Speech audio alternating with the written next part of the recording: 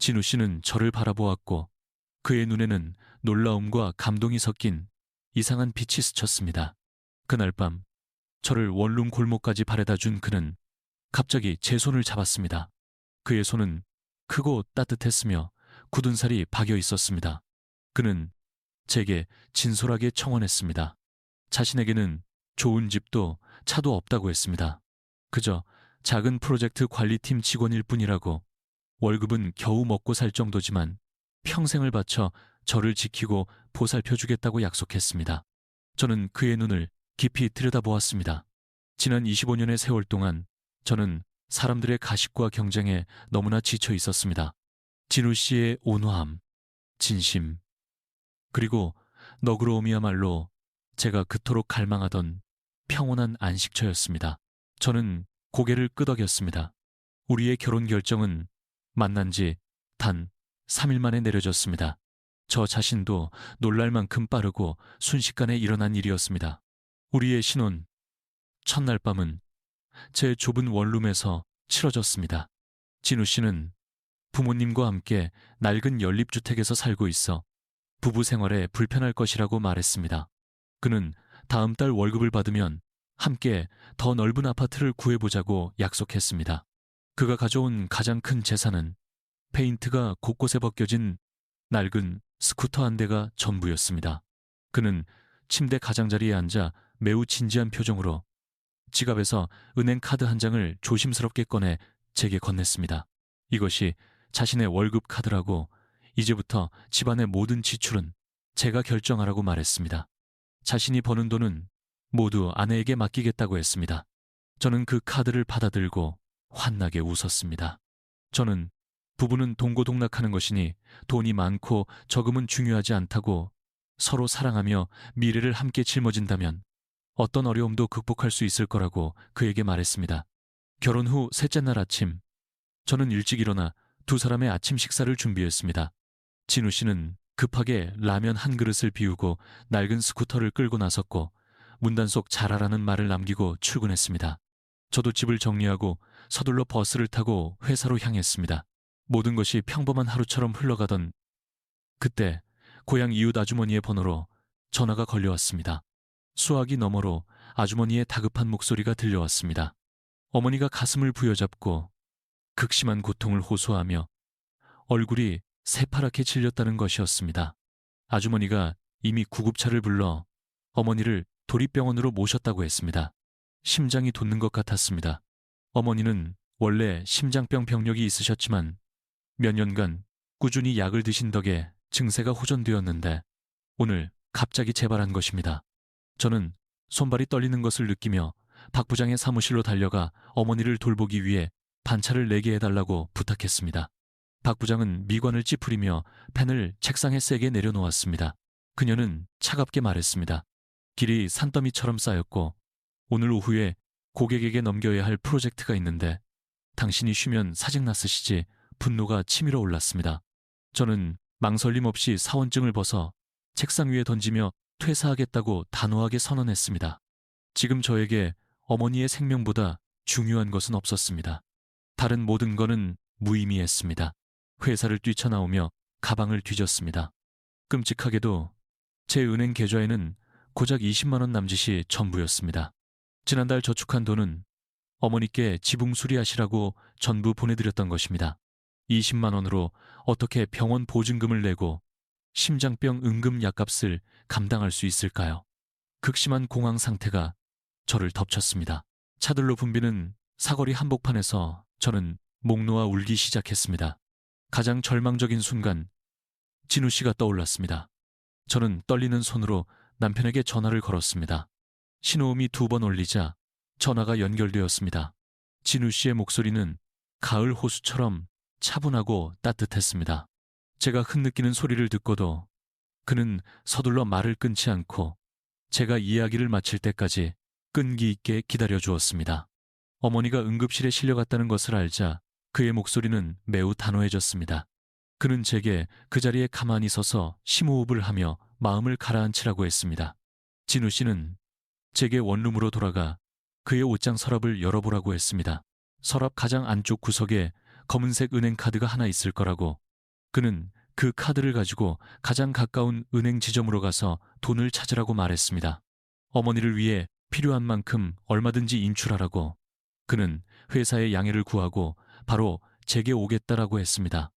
남편의 말을 듣고 저는 즉시 택시를 잡아 원룸으로 돌아갔습니다. 그가 말해준 위치를 뒤져보니 정말로 단단한 검은색 카드가 있었습니다. 카드 표면에는 옅은 금색으로 정교하게 도돌새김된 문양이 있었습니다.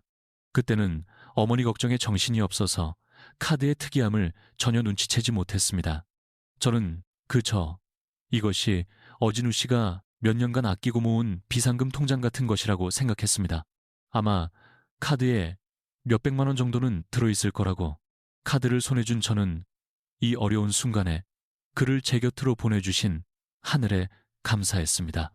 저는 카드를 꽉 쥐고 제 신분증을 챙겨 회사 근처 큰 길가에 있는 대형은행 지점으로 달려갔습니다. 밖은 햇볕이 뜨거웠고 공기는 숨 막힐 듯 답답했습니다. 저는 은행 문을 밀고 로비로 들어섰습니다. 에어컨의 차가운 바람이 얼굴에 닿자 정신이 조금 드는 것 같았습니다. 이 지점은 매우 크고 분습니다. 대기석은 고객들로 가득 차 있었습니다. 저는 서둘러 번호표를 뽑으러 갔습니다. 다행히도 마침 한 창구의 고객이 막 떠난 참이었습니다. 저는 곧장 그곳으로 가 의자에 앉아 검은색 카드와 제 신분증을 투명한 아크릴 칸막이 너머로 밀어 넣었습니다. 단정한 흰색 셔츠 유니폼을 입은 여직원이 예의 바르게 미소 지으며 어떤 도움이 필요한지 물었습니다. 저는 이마에 땀을 닦으며 남편이 바빠서 직접 올 수 없었다고, 어머니가 응급실에 계셔서 이 카드로 급히 돈을 찾아야 한다고 차근차근 설명했습니다. 저는 부부 사이라 할지라도 본인이 아니면은 돈을 인출할 수 없다는 은행 원칙을 잘 알고 있었기에 절차가 복잡할 것이라고 이미 각오하고 있었습니다. 여직원은 고개를 끄덕이며 서류를 받았습니다. 그녀는 검은색 카드를 집어들고 카드 표면을 훑어보았습니다. 갑자기 그녀의 손이 멈칫했습니다. 입가에 걸려있던 업무용 미소가 사라지고 대신 희귀한 보물이라도 본 듯한 기묘한 표정이 나타났습니다. 그녀는 침을 꿀꺽 삼키고 조심스럽게 카드를 단말기에 넣었습니다. 다른 손으로는 제 신분증 번호를 빠르게 시스템에 입력했습니다. 불과 몇 초 후 컴퓨터 시스템에서 날카로운 삐소리가 울렸습니다. 여직원은 깜짝 놀랐고 그녀 앞의 모니터는 새빨갛게 변하며 제가 읽을 수 없는 경고 문구가 계속 깜빡이었습니다. 그녀는 고개를 번쩍 들어 저를 쳐다보았고 그 눈에는 경악과 경외 그리고 극심한 공포가 뒤섞여 있었습니다. 아무 말 없이 그녀는 즉시 수화기를 들어 상사에게 긴급 전화를 걸었습니다.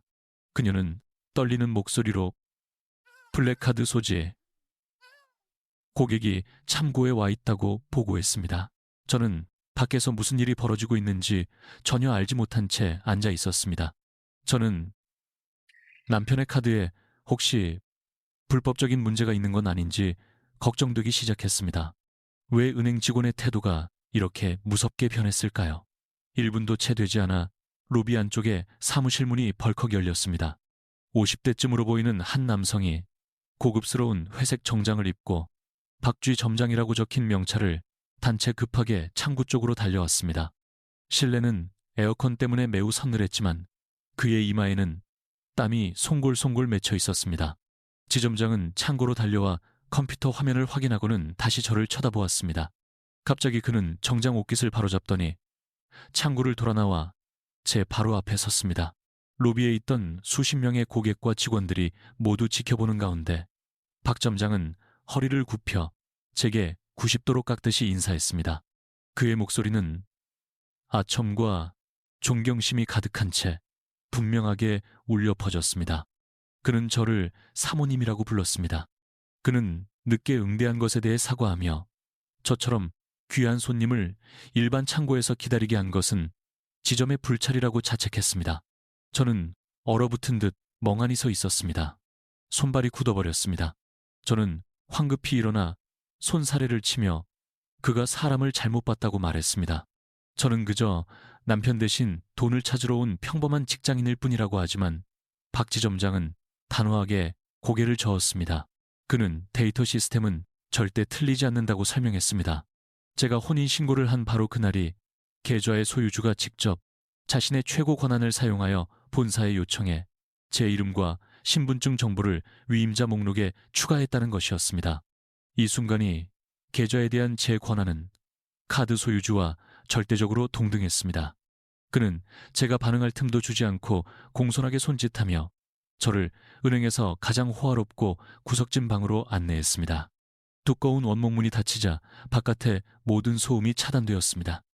VIP실은 부드러운 양털 카펫이 깔려 있었고 진짜 가죽으로 된 소파에서는 은은한 향기가 풍겼습니다.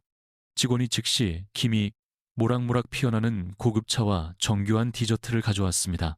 저는 이 낯선 호화로움 속에 파묻혀 앉아 있었습니다. 이 비현실적인 대우에 심장이 세차게 뛰었습니다. 제 맞은편 고급 소파에 앉은 박 지점장은 여전히 허리를 꼿꼿이 세운 자세를 유지했습니다. 두 손은 무릎 위에 단정히 올려져 있었고 태도는 매우 조심스럽고 공손했습니다. 그는 은으로 된 집게로 디저트 한 조각을 조심스럽게 제 접시에 놓아주며 부드럽게 물었습니다. 오늘 어떤 거래를 원하십니까? 저는 이 과도한 환대가 주는 숨 막히는 느낌을 떨쳐내려 애으며 깊은 숨을 들이마셨습니다. 제 정신은 현실로 고향에서 응급처치를 기다리고 있는 어머니에게로 돌아갔습니다. 저는 지점장의 눈을 똑바로 쳐다보았습니다. 조용한 VIP실 안에서 제 머뭇거리는 목소리가 울렸습니다. 어머니 병원비를 위해 현금 100만 원을 인출하고 싶습니다. 100만 원이라는 액수를 듣자마자 박 지점장은 순간 멈칫했습니다. 차를 따르던 그의 동작이 허공에서 멈췄습니다. 그는 방금 들은 정보를 소화하려는 듯 눈을 여러 번 깜빡였습니다. 그러고는 차주전자를 테이블에 내려놓고 이마에 곤란한 기색이 역력한 주름을 만들며 극도로 어색한 미소를 지었습니다. 그는 제가 들고 있는 카드의 성격에 대해 부드럽게 설명해주기 시작했습니다. 그는 이것이 VVP, 블랙카드로 재계에서 가장 영향력 있는 인물들에게만 발급되는 카드라고 말했습니다. 이 카드는 사용 한도가 전혀 없다고 했습니다. 소유자는 이 카드로 슈퍼카를 사거나 수십억짜리 저택을 사거나 심지어 기업 인수합병 비용을 결제할 때도 아무런 심사 절차를 거치지 않는다고 했습니다. 따라서 지점장인 자신에게 고작 100만 원 현금 인출 거래를 처리해달라고 요청하는 것은 마치 소 잡는 칼로 닭을 잡는 격과 같다는 것이었습니다.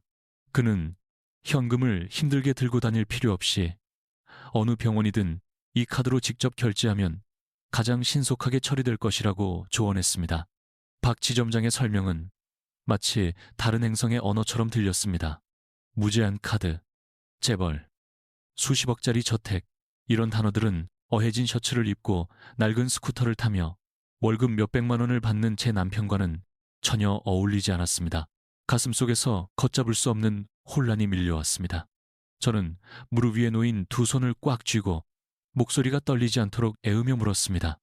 저는 박지점에게 이 카드와 연결된 계좌의 정확한 잔액이 얼마인지 물었습니다. 박지점장은 진지하게 고개를 끄덕였습니다.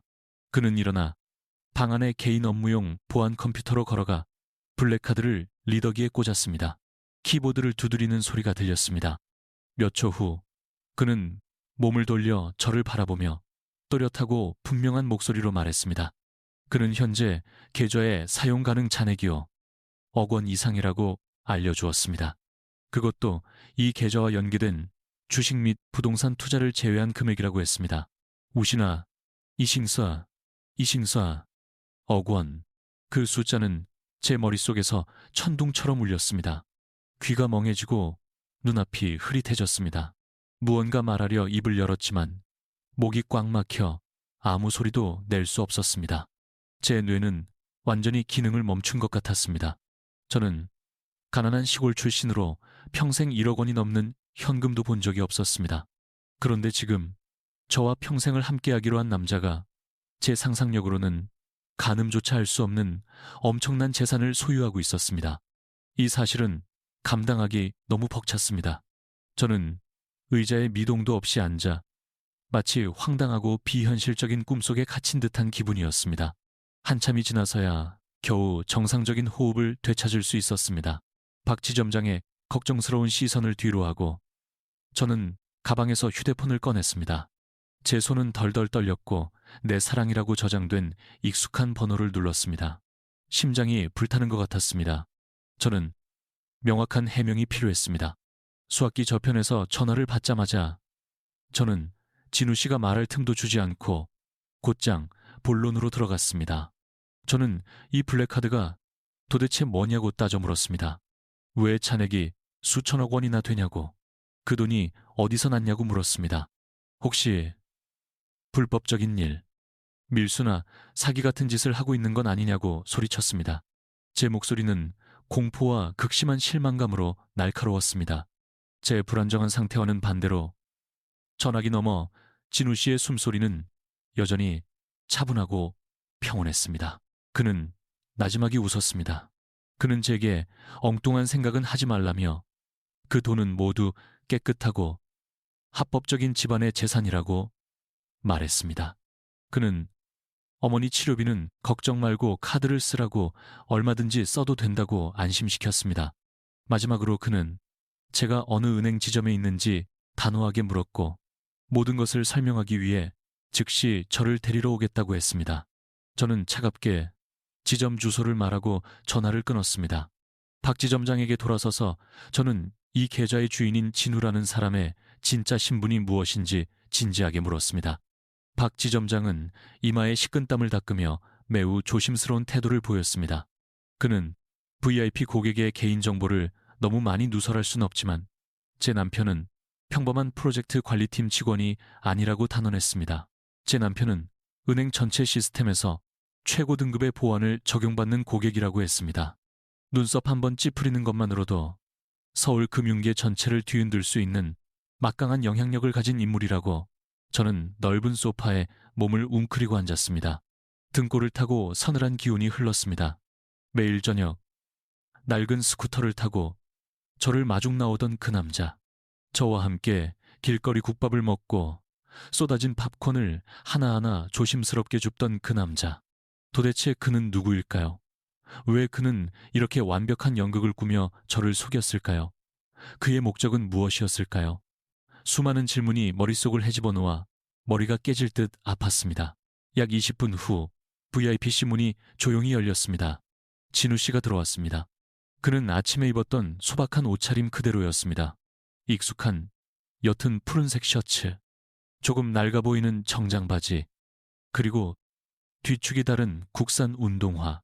그의 모습은 이 방의 호화롭고 돈 냄새나는 분위기와는 완전히 동떨어져 있었습니다. 하지만 그를 보자마자 박 점장은 즉시 차렷 자세로 서서 극도로 공손하게 허리 굽혀 인사하며 입으로는 계속 사장님을 불렀습니다. 진우 씨는 지점장을 무시하고 그의 시선은 오직 저를 향해 있었습니다. 그는 긴 걸음으로 제가 앉아 있는 곳으로 다가왔습니다. 제 창백한 얼굴을 보고 그는 안타까운 표정을 지었습니다. 그는 제 앞에 무릎을 꿇고 앉아 그의 크고 거친 두 손으로 차갑게 떨고 있는 제 두 손을 감쌌습니다. 그의 손에서 전해져 오는 익숙한 온기에 코끝이 시큰해졌습니다. 그는 미안함이 가득한 낮은 목소리로 말했습니다. 저를 속여서 미안하다고 어머니가 아프신 와중에 이런 큰 충격을 받게 해서 미안하다고 했습니다. 그는 제 손을 꼭 잡고 제 눈을 똑바로 바라보며 처음부터 지금까지 저를 향한 자신의 감정은 모두 진심이며 단 한 점의 거짓도 없었다고 단언했습니다. 그는 제게 모든 것을 설명할 기회를 달라고 간청했습니다. 저는 그의 손을 세게 뿌리치고 거리를 두기 위해 두 걸음 뒤로 물러섰습니다. 속았다는 생각에 가슴이 터질 듯 아팠습니다. 어릴 때부터 부모님은 제게 가난해도 깨끗하게, 초라해도 향기롭게 살아야 하며 정직을 삶의 근본으로 삼아야 한다고 가르치셨습니다. 그래서 저는 그에게 단호하게 말했습니다. 어떤 이유가 있든 거짓으로 시작된 결혼은 받아들일 수 없다고 마음을 정리할 혼자만의 시간이 필요하며 오늘 오후 바로 원룸에서 짐을 빼겠다고 말했습니다. 말을 마치자마자 저는 등을 돌려 이숨, 막히는 VIPC를 빨리 빠져나가 어머니가 계신 고향으로 돌아가려 했습니다. 하지만 진우 씨가 한 발 빨랐습니다. 그는 길고 단단한 팔을 뻗어 뒤에서 저를 꼭 껴놨습니다. 그의 팔은 제가 아무리 발버둥지고 때려도 절대 놓아주지 않을 것처럼 단단했습니다. 그의 뜨거운 숨결이 제 목덜미에 닿으며 다급함을 전했습니다. 그는 간절함과 진심이 극깨달한 잠긴 목소리로 말했습니다. 제게 딱 10분만 시간을 내어 모든 진실을 털어놓게 해달라고 애원했습니다. 10분 후에도 제가 떠나겠다면 절대 막지 않겠다고. 제가 저항을 멈추자 진우 씨는 부드럽게 제 몸을 돌려 가죽 소파에 앉혔습니다. 그는 제 앞에 똑바로 섰고 그의 큰 키가 천장 조명을 가렸습니다. 깊은 숨을 한들이신 후 그는 자신의 진짜 신분을 당당하게 밝혔습니다. 그는 바로 태산그룹의 유일한 후계자이자 현직 총괄 사장이었습니다. 태산그룹이라는 이름이 들리자 제 귀는 정말로 멍해졌습니다. 경제뉴스에 관심이 없는 저조차도 태산그룹이 이 도시에서 가장 강력한 민간 기업이며 수많은 대규모 부동산 프로젝트, 번화한 쇼핑몰, 그리고 전국에 걸친 거대한 투자 펀드를 손에 쥐고 있다는 것을 알고 있었습니다. 그 가문의 재산은 수조 원에 달했고 그 뿌리는 매우 깊고 견고했습니다. 명예와 권력의 정점에 서 있는 그런 사람이 어째서 저처럼 가난한 출신의 광고, 카피라이터와 선을 보기 위해 가난한 프로젝트 관리팀 직원인 척 연기까지 해야 했을까요? 진우 씨는 제 옆에 천천히 앉아 먼 곳을 바라보며 과거의 일들을 회상했습니다. 그는 저를 만나기 전 부모님과 사업 파트너들이 주선한 선을 18번이나 봤다고 털어놓았습니다. 그 여자들은 명문가 출신이 아니면 상류층에서 이름난 미인대회 출신의 유명 인사들이었습니다. 처음에는 모두 매우 고상하고 우아하며 전형적인 교수처럼 행동했다고 합니다. 하지만 그의 진짜 신분과 그가 가진 막대한 재산을 알게 되자마자 그들의 태도는 180도 돌변했습니다. 그들은 노골적으로 아첨하며 달콤한 거짓말로 그의 환심을 사려 애었습니다. 그들이 그를 보는 눈빛은 평생을 함께할 남자를 보는 눈이 아니라 보물 창고를 발견한 사냥꾼의 눈빛이었습니다. 그는 말을 이었습니다. 그 여자들은 돈을 아낄 줄 몰랐다고 만난 지 얼마 되지도 않아 수백만 원짜리 명품 가방부터 유럽의 호화로운 여행까지 사치스러운 선물들을 요구했습니다. 그들은 그의 가족 재산을 당연히 누려야 할 것으로 여겼고 그 돈을 벌기 위한 땀과 눈물에는 전혀 관심이 없었습니다. 그렇게 노골적으로 드러난 속물 근성은 그를 혐오감에 빠뜨렸고 진정한 사랑에 대한 믿음을 완전히 잃게 만들었습니다. 그는 그 여자들이 자신의 돈과 결혼하려는 것일 뿐 자신의 본질이나 진정한 모습에는 전혀 관심이 없다는 것을 깨달았습니다. 그래서 먼 친척의 주선으로 저와 선을 보게 되었을 때 그는 자신의 모든 신분을 숨기기로 결심했던 것입니다. 그는 회사 경비 아저씨에게 낡은 옷 한 벌을 빌리고 낡은 스쿠터를 사서 평범한 직원이라고 자신을 소개했습니다. 그는 시험해보고 싶었습니다. 가난할 때 자신과 함께 고생할 수 있는 여자, 전통적인 가정의 가치를 지킬 줄 아는 아내를 찾고 싶었습니다. 그리고 그때 제가 나타났습니다. 그는 추운 비 오는 날의 데이트를 다시 떠올렸습니다. 제가 허름한 카페 앞에서 전혀 불평하거나 얼굴을 찌푸리지 않았던 것을, 그는 영화관 데이트 때 제가 다른 화려한 여자들처럼 비싼 음료나 간식을 요구하지 않고 기쁘게 생수를 마셨던 것을 기억했습니다. 그리고 가장 특별했던 것은 길거리 국밥집에서의 저녁이었습니다. 제가 망설임 없이 주머니에서 쌈지돈을 꺼내 국밥값을 계산하려던 그 행동이 그의 마음속 단단했던 방어벽을 완전히 무너뜨렸다고 했습니다. 그는 제가 물질에 연연하지 않고 순수한 존중과 친절함으로 자신을 대한 유일한 여자라고 단언했습니다. 그에게 있어 저의 선량함과 정직한 품성은 수만 개의 비싼 명품보다 훨씬 더 귀중했습니다. 그것이 그가 불과 3일 만에 제게 청혼하기로 결심한 이유였습니다. 그는 저처럼 가정교육을 잘 받은 여자를 놓친다면 남은 평생 동안 다시는 진정한 사랑을 찾지 못할 것이라고 굳게 믿었기 때문입니다. 진우 씨의 마음 깊은 곳에서 우러나온 고백을 들으며 제 마음속의 분노는 어느새 눈녹 사라졌습니다. 저는 고개를 들어 그의 깊고 검은 눈동자를 바라보았습니다. 그 눈에는 만인 위에 군림하는 오만한 재벌 총수의 모습도 비즈니스 세계의 노련한 사업가의 교활함도 없었습니다. 오직 진심, 사랑에 대한 갈망, 그리고 상실에 대한 뚜렷한 두려움만이 존재했습니다. 저는 긴장을 풀고 우리가 처음 만난 날부터 그가 보여준 다정한 행동들을 떠올렸습니다.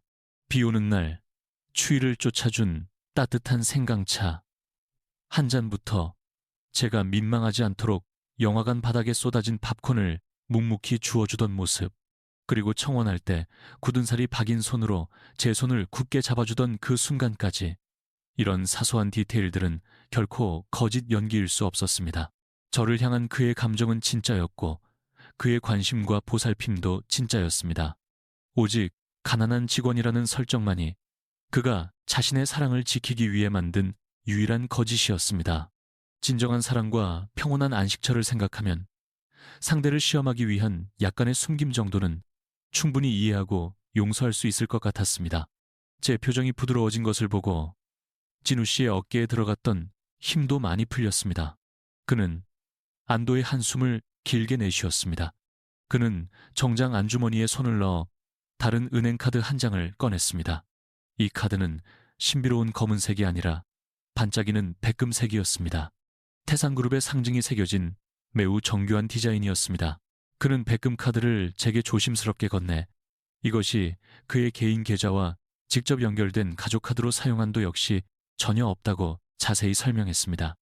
그는 제가 이 카드를 받아 매일 생활비로 쓰고 예쁜 옷도 마음껏 사고 자신을 가꾸며 특히 고향에 계신 어머니의 약값을 걱정 없이 챙겨드리길 간절히 바랐습니다. 그는 이제부터 자신의 모든 힘을 다해 제게 풍족한 삶을 보상해주겠다고, 다시는 그의 여자가 궁핍하거나 세상에 억압을 받게 하지 않겠다고 약속했습니다. 저는 그의 손에 들린 화려한 백금 카드를 내려다본 후 다시 테이블 위에 조용히 놓여있는 막강한 블랙카드로 시선을 옮겼습니다. 이 두 개의 금융 무기는 세상 모든 것을 살 수 있는 힘을 가졌고 화려한 도시에 수많은 여성들이 꿈꾸는 인생 역전의 상징이었습니다. 하지만 그의 기대와는 달리 저는 단호하게 고개를 저었습니다. 저는 그의 팔을 가볍게 밀어내고 직접 테이블 위에 블랙카드를 집어들었습니다. 그리고 그 값비싼 두 장의 카드를 모두 그의 큰 손바닥 위에 다시 정중하게 올려놓았습니다. 저는 매우 차분하고 진지한 목소리로 말했습니다. 당신의 사과는 받아들일게요. 신분을 숨긴 일도 더는 화나지 않아요. 하지만 이 카드들은 절대 받지 않겠어요. 저는 제 삶의 가치관을 분명히 밝혔습니다.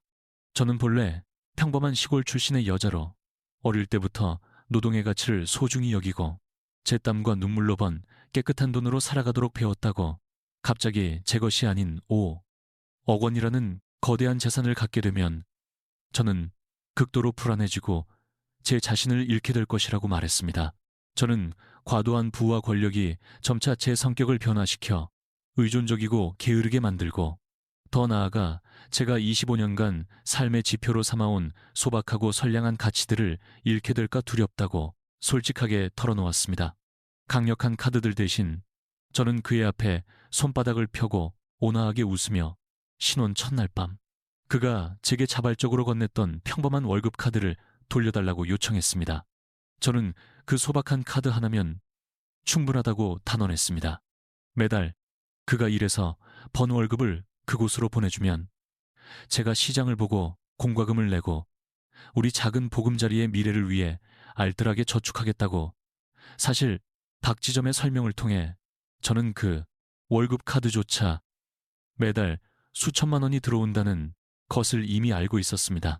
평범한 가정의 생활비로는 충분하고도 남는 금액이었습니다. 진우 씨는 저를 멍하니 바라보았습니다. 그의 얼굴에는 놀라움과 경악이 뒤섞여 있었습니다.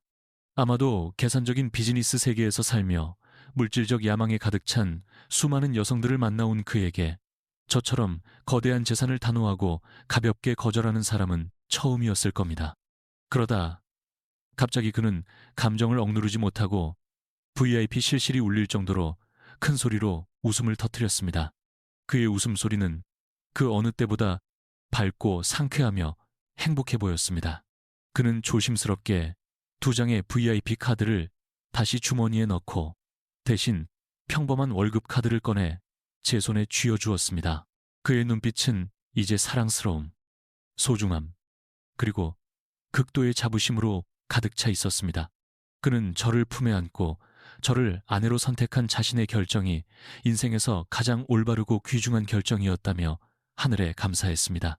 마음속 가장 큰 응어리가 완전히 풀리고 나서야 저는 아침에 은행으로 달려왔던 본래 목적, 바로 어머니의 응급병원비를 마련하는 것이었음을 퍼뜩 깨달았습니다. 걱정이 다시 밀려왔습니다. 저는 황급히 의자 위에 가방을 집어들고 진우 씨에게 빨리 창고에 가서 돈을 찾자고 재촉했습니다. 제가 허둥대는 것을 보고 진우 씨는 급히 제 2 어깨를 잡고 더 이상 병원비에 대해 아무것도 걱정할 필요가 없다고 차분하게 안심시켰습니다. 제가 집을 뛰쳐나왔을 때 그는 이미 즉시 개인 비서에게 지시하여 돌립병원 원장과 직접 연락하도록 했다는 것이었습니다. 이번 수속 VIP 병실, 그리고 응급처치와 가장 비싼 약까지 모든 비용 결제가 이미 완벽하게 처리되었다고 했습니다. 이제 우리 부부가 해야 할 일은 즉시 차를 타고 고향으로 내려가 어머니의 건강 상태를 직접 살피는 것뿐이었습니다. 그의 말을 듣고서야 제 가슴을 짓누르던 무거운 돌덩이가 비로소 내려앉았습니다. 그는 제 손을 잡고 VIP실을 나와 당당하게 걸어 나갔습니다. 로비 밖에는 박점과 모든 은행 직원들이 어느새 2줄로 가지런히 서 있었습니다. 우리가 나오자 그들은 일제히 허리를 굽혀 극도로 공손하게 작별 인사를 했습니다. 저는 평범한 삶에 익숙해 이런 권력의 과시에는 아직 적응할 수 없었습니다. 저는 고개를 숙이고 그의 뒤를 따라 정문을 향해 빠르게 걸어 나갔습니다. 은행 계단을 막 내려서자마자 번호판이 매우 멋진 검은색 벤츠 한 대가 우리 앞에 미끄러지듯 멈춰 섰습니다. 나이가 지긋한 한 남성이 검은정에 흰 장갑을 끼고 차에서 내려 공손하게 뒷좌석 문을 열어주었습니다. 저는 잠시 망설이며 주위를 둘러본 후 진우 씨를 보며 물었습니다. 아침에 타고 온 그 낡고 삐걱거리던 스쿠터는 어디 갔냐고. 아내의 전곡을 찌르는 질문에 진우 씨는 마치 잘못을 저지른 아이처럼 머리를 극적이며 멋쩍게 웃었습니다. 그는 결국 울지도 웃지도 못할 진실을 털어놓았습니다. 그 스쿠터는 가난한 사람 연기를 하기 위해 비서를 시켜 교회 중고시장에서 10만 원을 주고 사온 소품이었다고. 그런데 산 스쿠터의 품질이 너무 나빠서 중간에 배터리가 방전되는 바람에 태산그룹의 사장인 그가 땡볕 아래에서 땀을 뻘뻘 흘리며 스쿠터를 끌고 가야 했다고 합니다. 그가 들려주는 어설픈 역할극 이야기를 듣자 저는 화가 나면서도 웃음이 터져나오는 것을 참을 수 없었습니다. 저는 그의 허리를 세게 한번 꼬집었습니다. 그의 어설픈 연기 때문에 지난번 데이트 때 새로 산 치마가 스쿠터의 녹슨 부분에 걸려 찢어졌다고 추덜거렸습니다. 그는 아프다며 허리를 문지르면서도 얼굴에는 미소가 가득했습니다. 그는 저를 끌어안으며 100배는 더 화려한 명품 원피스 열벌로 보상해주겠다고 약속했습니다. 슈퍼카는 고속도로를 부드럽게 달렸고 차 안에 완벽한 안락함 덕분에 가는 길이 매우 편안했습니다. 얼마 지나지 않아 차는 어머니가 입원해 계신 돌립병원에 도착했습니다. 넓고 밝은 VIP 병실에 들어서자 어머니가 링거를 맞으며 누워 계셨습니다. 안색은 아침보다 훨씬 혈색이 돌고 생기가 있어 보였습니다. 우리가 허둥지둥 들어서는 것을 보고 어머니는 기뻐하며 몸을 일으키려 하셨습니다. 진우 씨는 재빨리 병상으로 다가가 매우 예의 바르고 정중한 몸짓으로 어머니를 다시 눕혀드렸습니다. 그는 부유한 신분에서 흔히 볼 수 있는 거리감이나 오만함을 전혀 보이지 않았습니다. 그는 직접 칼을 들어 사과를 깎고 꿀을 약간 탄 따뜻한 물 한 잔을 장모님 손에 직접 들려주었습니다. 그는 가슴 통증과 호흡곤란 같은 증상들을 세심하게 물어보고 모든 내용을 개인 휴대폰에 꼼꼼히 기록했습니다. 어머니를 안심시키기 위해 잠시 대화를 나눈 후 그는 잠시 업무 전화를 하고 오겠다며 정중하게 양해를 구했습니다. 잠시 후 병실로 돌아온 진우 씨의 손에는 비서가 막 가져온 고급 제비집과 원형 그대로의 인삼 몇 상자가 들려 있었습니다. 그는 기쁜 얼굴로 우리 모녀에게 개인적인 인맥을 통해 서울중앙병원 최고의 심장 전문의 교수님과 직접 연락했다고 알렸습니다. 그는 이번 주말에 어머니의 심장 건강 상태를 전체적으로 재검사하고 근본적인 치료 계획을 세우기 위해 정밀 검사 일정을 모두 잡아두었다고 했습니다. 병원에서의 숙식, 왕복, 교통편, 그리고 진료비까지 모든 것을 그가 A부터 Z까지 완벽하게 처리해 놓았다고 사위의 꼼꼼한 보고를 들은 어머니는 매우 감동하여 눈시울이 붉어졌습니다. 어머니는 제 손을 꼭 잡고 우리 딸이 복이 많아 이렇게 세심하고 착하며 처가의 큰일까지 도맡아주는 남편을 만났다고 칭찬하셨습니다. 어머니는 우리 부부에게 서로 아끼고 이해하며 살아야 한다고, 부부가 한마음이면 동해바다도 말릴 수 있다고 당부하셨습니다. 이때 어머니는 귀한 사위의 진짜 신분을 전혀 알지 못했고 그저 성실하고 부지런하며 효심이 지극한 평범한 직장인이라고만 생각하셨습니다. 어머니의 만족스러운 미소와 저를 바라보는 진우 씨의 따뜻하고 사랑스러운 눈빛을 보며 제 마음속에는 크나큰 평온함이 차올랐습니다. 돈은 분명 중요하지만 도덕성을 갖추고 우서른을 공경할 줄 아는 남편이야말로 인생에서 가장 귀한 자산이었습니다. 어머니의 건강을 돌보느라 바빴던 며칠이 지나고 우리 부부의 삶은 점차 평온한 궤도로 돌아왔습니다. 이전 회사에서의 일을 겪은 후 저는 정식으로 사직서를 제출하기로 결정했습니다. 진우 씨는 제가 잠시 휴식을 취하며 건강을 돌보고 노동자를 더 존중해주는 새로운 직장을 찾는 것을 전적으로 지지해 주었습니다. 매일 진우 씨는 여전히 평범한 직장인처럼 정시에 출근하는 습관을 유지했습니다. 저녁 퇴근 후에는 집에 돌아와 저와 함께 팔을 걷어붙이고 따뜻한 저녁 식사를 준비하고 집안을 청소했습니다. 그는 제 소박한 생활 방식을 매우 존중해 주었고 그의 가족이 사는 화려한 저택으로 당장 이사 가야 한다고 강요하지 않았습니다. 우리는 익숙한 작은 원룸에서 계속 생활했고 단지 편의를 위해 새 냉장고와 세탁기만 추가로 들여놓았습니다. 모든 것이 꿈처럼 평화롭게 흘러갔습니다. 그러던 어느 바람부는 주말 오후 저는 미나로부터 만나자는 메시지를 받았습니다. 미나는 낯선 사람이 아니라 우리가 학생이었던 시절부터 10년 동안 동고동락해온 제 가장 친한 친구였습니다. 미나는 서울에서 가장 번화하고 비싼 거리에 위치한 유럽 왕실 스타일의 고급 애프터눈티 카페에서 만나자고 했습니다. 제가 유리문을 밀고 들어갔을 때 미나는 이미 창가 작은 테이블에 우아하게 앉아 있었습니다. 그녀는 한정판 명품 실크 원피스를 입고 있었고 손목에는 다이아몬드가 박힌 시계가 조명에 반사되어 반짝였습니다. 가난했던 대학 시절 라면 한 봉지를 나눠 먹으며 반갑게 인사하던 모습과는 완전히 달랐습니다. 오늘 미나의 태도에서는 차가움, 거만함, 그리고 탐색하는 듯한 기색이 느껴졌습니다. 그녀는 웨이터를 불러 제게 비싼 국화차 한 잔을 주문해 주었고 날카로운 눈빛으로 제가 입고 있는 평범한 옷을 위아래로 훑어보았습니다. 어떤 신비한 정보망을 통해서인지 미나는 진우 씨의 진짜 신분을 속속들이 파악하고 있었습니다. 그녀는 입꼬리를 올리며 비웃었습니다. 그 비웃음에는 빈정거림이 가득했고 질투심 섞인 신랄한 말들을 쏟아내기 시작했습니다. 그녀는 비꼬는 투로 말했습니다. 시골 출신의 외모도 평범하고 특별할 것 하나 없이 늘 분수를 지키며 살던 제가 태산그룹의 유일한 황태자를 낳은 수완을 가졌을 줄은 정말 몰랐다고. 그녀는 계속해서 악의적인 단어들로 제 인격을 편화했고 제가 비열한 수법으로 남자를 등에 업고 명문가에 입성했다고 암시했습니다. 저는 10년지기 친구의 입에서 나오는 독설을 조용히 듣고 있었습니다. 심장이 수천 개의 날카로운 바늘에 찔리는 것처럼 아팠습니다. 저는 못까지 차오르는 분노를 억누르며 침착하게 그녀에게 우리 결혼은 순수한 사랑에서 비롯된 것이라고 설명하려 했습니다. 저는 결혼 전까지 그의 엄청난 배경에 대해 전혀 몰랐다고. 하지만 미나는 차갑게 손을 내으며 제 말을 끊었고 얼굴에는 경멸과 무시가 가득했습니다. 갑자기 그녀는 태도를 180도 바꾸어 가식적으로 친한 척하며 다가왔습니다.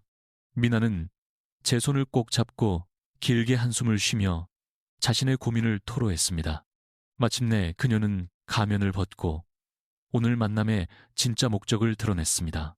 이나는 거만한 태도로 자신들 부부가 운영하는 건자재 회사의 경영난에 대해 장황하게 늘어놓기 시작했습니다. 그리고는 조금의 망설임이나 부끄러움도 없이 10년 우정을 명분으로 제게 2억 원이라는 거액을 빌려달라고 대놓고 요구했습니다. 그녀는 마치 2억 원이 시장에서 파단 사는 2억원짜리 돈인 양 가볍게 말했습니다. 그 돈이 태산그룹 사모님인 저에겐 명품 가방 몇 개, 살돈에 불과할 것이라고 부추였습니다. 친한 친구로서 어려울 때 도와주는 것은 당연한 의무이며 그래야 자기가 더 넓고 좋은 새 집으로 이사할 수 있을 거라고 했습니다. 값비싼 화장품으로 뒤덮인 얼굴과 끝없는 탐욕이 드러나는 미나의 눈을 보며 제 안의 실망감은 극에 다했습니다. 10년간 끈끈하게 이어온 우리의 청춘. 결국 그녀의 눈에 우리 우정의 가치는 고작 2억 원짜리였던 것입니다.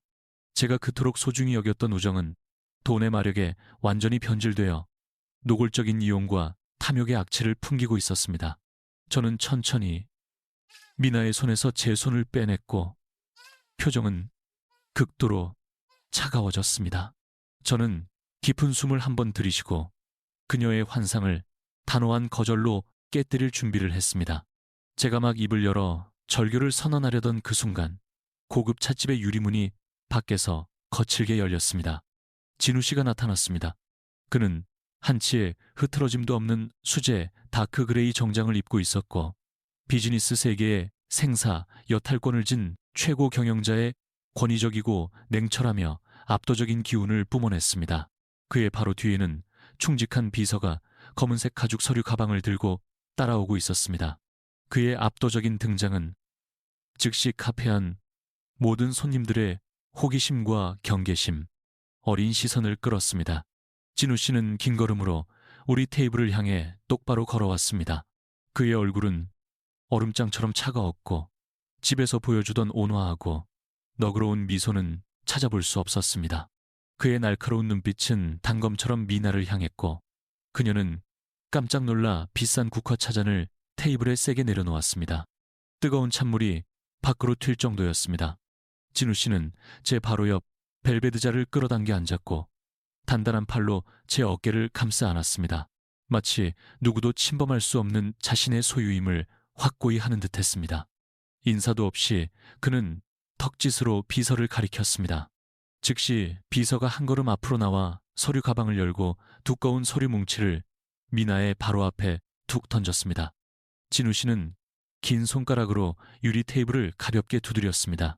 규칙적으로 울리는 그 소리는 마치 상대방의 마음에 울리는 사형 선고의 종소리 같았습니다. 그의 목소리는 낮았지만 누구도 무시할 수 없는 직접적인 위협을 담고 있었습니다. 그는 차갑게 입을 열어 지난 3일간 태산그룹이 모든 사업 파트너에 대한 전면적인 감사를 진행했다고 밝혔습니다. 종교롭게도 미나의 남편 회사가 바로 그의 가족이 진행하는 남부생태 신도시 프로젝트의 건자재를 납품하는 하청업체 중 하나였다고 그는 서류 뭉치를 가리키며 이 서류들이 바로 그녀 남편의 공사비, 횡령 저품질, 불법 차재, 납품, 그리고 탈세를 위한 회계 장부 조작을 증명하는 명백한 증거라고 단언했습니다. 횡령액은 수십억 원에 달하며 이는 명백한 특경법상 사기죄에 해당한다고 최소 15년 이상의 징역형을 피할 수 없는 중범죄였습니다. 사업을 하면서 신용과 도덕은 가장 중요하다고 태산그룹의 공사 품질에 해를 끼치는 양심 없는 하청업체는 절대 살아남을 수 없다고 했습니다. 이 말을 듣자 미나의 얼굴은 핏 하나 없이 창백해졌습니다. 붉은 립스틱을 바른 그녀의 입술은 쉴 새 없이 파르 떨렸고 말을 잇지 못했습니다. 그녀는 공황 상태에 빠져 떨리는 손으로 서류를 한 장 한 장 넘겨보았고 식은땀이 이마를 흠뻑 적셨습니다. 그녀에게 변명할 기회조차 주지 않고 진우 씨는 가장 단호하고 잔인한 어조로 최후의 경고를 날렸습니다. 그는 태산그룹의 힘이라면 당장 내일이라도 그녀 남편을 고소의 감옥에 보내고 하룻밤 사이에 온 가족을 파산시키고 사회에서 매장시키는 것은 식은 죽먹기라고 말했습니다. 그는 미나를 똑바로 가리키며 앞으로 다시는 그가 소중히 여기는 아내를 귀찮게 하거나 이용하려 하거나 무례한 태도를 보이지 말라고 엄중히 경고했습니다. 만약 그녀가 제게 단 한마디라도 모욕적인 말을 더한다면 이 서류는 즉시 검찰청으로 넘어갈 것이라고 미나는 공포에 질려 몸을 웅크렸습니다. 마치 채찍을 피하려는 거북이처럼 움츠어들었습니다. 눈물과 공포가 뒤섞여 몇 시간 공들인 화장을 모두 망쳐놓았습니다. 그녀는 계속해서 고개를 숙여 절하며 용서를 구하는 중얼거림을 반복했습니다. 다시는 우리 눈을 똑바로 쳐다볼 용기조차 없어 보였습니다. 진우 씨는 탐욕스러운 자에게 더 이상 말을 섞을 가치도 없다는 듯 일어섰습니다. 그는 제게 돌아서서 아주 부드럽게 손을 잡아 일으켰습니다. 이곳 공기가 너무 탁해서 제가 더 이상 마음 고생하며 앉아있을 필요가 없다고 말했습니다. 저는 얌전히 일어나 그가 이끄는 대로 그 비싼 찻집을 나섰습니다. 10년직이었지만 이제는 끔찍한 본색을 드러낸 친구를 뒤로 한 채 크고 든든한 그 남자 옆에서 걸으며 그의 절대적인 보호와 아내의 편을 들어주는 단호한 태도에 제 심장은 설렘으로 가득 찼고 끝없는 평온함이 밀려왔습니다. 며칠 후 어머니의 건강이 완전히 회복되어 중앙병원 의사들로부터 퇴원 허가를 받으시자 어머니는 고향의 전통 풍습에 따라 잔치를 열어야 한다고 고집하셨습니다. 어머니는 딸이 갑작스럽게 결혼해 성대한 결혼식을 올리지는 못했지만 친척들에게 인사드리는 자리는 절대 생략할 수 없다고 하셨습니다. 어머니를 기쁘게 해드리기 위해 우리 부부는 하루 휴가를 내고 읍내 초입에 있는 평범한 식당에 작은 연석 몇 개를 예약했습니다. 수조원대그룹의 총수로서 최고급 5성급 레스토랑에 산내 진미에 익숙한 진우 씨였지만 그는 읍내 식당의 소박한 분위기를 전혀 싫어하거나 편화하지 않았습니다. 오히려 그는 장모님의 결정을 매우 존중했습니다. 그는 일부러 옅은 회색 폴로 셔츠에 어두운 색 면바지를 입어 매우 소박하고 친근해 보였습니다. 마치 평범한 가정의 든든한 가장처럼 정호일 씨가 되자 외가 쪽 친척들이 하나둘 모여들었습니다. 그 중에서도 가장 시끄럽고 과시가 심한 사람은 둘째 이모와 그 아들, 즉 제 사촌 오빠인 민준이었습니다. 문으로 들어서자마자 둘째 이모는 식당의 소박한 인테리어를 훑어보며 노골적으로 입술을 삐죽였습니다. 이모는 반짝이는 장식이 가득한 붉은색 벨벳 한복을 입고 있었고 목과 손목에는 부유함을 과시하려는 듯 굵은 금목걸이와 팔찌를 주렁주렁 차고 있었습니다. 이모 옆에는 번쩍이는 정장을 입은 사촌오빠 민준이 위풍당하게 서 있었지만 넥타이는 엉성하게 매어 있었습니다. 민준은 늘 자신이 능력 있고 서울에서 인맥이 넓으며 수십억짜리 프로젝트에 자주 참여한다고 자랑했지만 실상은 그저 커미션을 노리는 삼유 부동산 중개인에 불과했습니다. 자리에 앉아 술이 몇 잔 돌자 둘째 이모는 사위의 배경을 캐묻는 버릇을 드러내기 시작했습니다. 이모는 진우 씨의 명품 로고 없는 옷차림부터 낡은 가죽 시계까지 훑어보았습니다. 그리고는 멸시가 섞인 날카로운 목소리로 진우 씨가 현재 어느 회사에서 어떤 직책으로 일하며 월급은 얼마를 버는지 대놓고 물었습니다. 옆에 앉아 계시던 어머니가 황급히 사위를 감싸며 사위가 서울에서 프로젝트 관리팀 직원으로 일한다고 온화하게 설명해 주셨습니다. 일은 힘들지만 두 부부가 부족함 없이 살 만큼은 번다고. 직원이라는 두 단어를 듣자마자 둘째 이모는 식당의 배경음악을 압도할 만큼 크고 날카로운 소리로 비웃었습니다. 이모는 술잔을 들어 한 모금 마시고는 악의적인 비아냥을 쏟아내기 시작했습니다. 이모는 말했습니다. 요즘 같은 세상에 30 넘은 남자가 아직도 박봉 월급쟁이로 빌빌대면 평생 고개도 못 들고 살지. 이모는 일부러 자기 아들을 표준으로 삼아 민준이 오빠는 부동산 계약 한번 성사시킬 때마다 수억 원을 손쉽게 벌고 밖에서는 늘 높은 직위의 사장님들과 어울린다고 자랑했습니다. 이모의 가시돋친 말에 식사 자리의 분위기는 순식간에 어색하고 불편해졌습니다. 다른 어른들도 이모의 무례한 행동에 눈살을 찌푸렸지만 형제간의 정 때문에 누구도 나서서 말리지 않았습니다. 저의 당혹감과 속상함과는 달리 진우 씨는 태산처럼 평온한 태도를 유지했습니다. 그는 둘째 이모의 명예를 훼손하는 말에 전혀 화를 내거나 자존심 상해하지 않았습니다. 그는 조용히 깨끗한 젓가락으로 찜요리에 생선살을 발라 작은 가시 하나하나를 세심하게 제거한 후 제 밥그릇에 놓아주었습니다. 그리고는 정중하면서도 매우 단단한 따뜻한 목소리로 둘째 이모에게 대답했습니다. 그는 어떤 직업이든 정직한 노동으로 돈을 버는 것은 모두 귀하고 존중받을 만하다고 말했습니다. 자신은 헛된 명예를 바라지 않으며 그저 아내와 가정을 평생 평안하게 돌보는 책임을 다하는 것만으로도 충분하다고 생각한다고 그의 사력 깊은 대답에 어머니는 고개를 끄덕이며 만족스러워하셨지만 이는 맞은편에 앉아 있던 사촌 오빠의 오만한 자존심을 건드리고 말았습니다. 민주는 술잔을 테이블에 세게 내려놓고 이 가난한 매제를 기필코 밟아주겠다는 듯 위세를 부렸습니다. 사촌 오빠 민주는 헛기침을 한 번 하고 가슴을 펴며 마치 자신이 관대한 윗사람인 양 행세했습니다. 그는 담배에 불을 붙여 진우 씨 쪽으로 연기를 내뿜으며 허풍을 떨기 시작했습니다. 민주는 이 서울 땅에서 자신이 얼굴을 모르는 부동산 업계 거물은 없다고 큰 소리 쳤습니다. 그는 자신이 막강한 태산그룹의 고위 인사팀장인 최 이사와 친형제처럼 가까운 사이라고 자랑했습니다. 민주는 가슴을 치며 말했습니다. 내가 전화 한 통만 해주면 최 이사가 자네를 지금보다 월급 3배는 더 받는 현장 감독 자리 정도는 쉽게 꽂아줄 수 있어. 비실비실한 직원 신세는 면하게 해줘야지. 말이 끝나기 무섭게 자신의 위력을 친척들 앞에서 증명이라도 하려는 듯 민주는 주머니에서 최신 스마트폰을 급하게 꺼냈습니다. 그는 일부러 스피커폰 모드로 설정해 모두가 들을 수 있게 한 후 자신 있게 최사에게 음성 메시지를 보냈습니다. 메시지의 내용은 진우라는 가난하고 능력 없는 매를 태산그룹이 관리하는 공사 현장, 어디든 허드한 일이라도 할 수 있게 받아달라는 지극히 오만한 부탁이었습니다.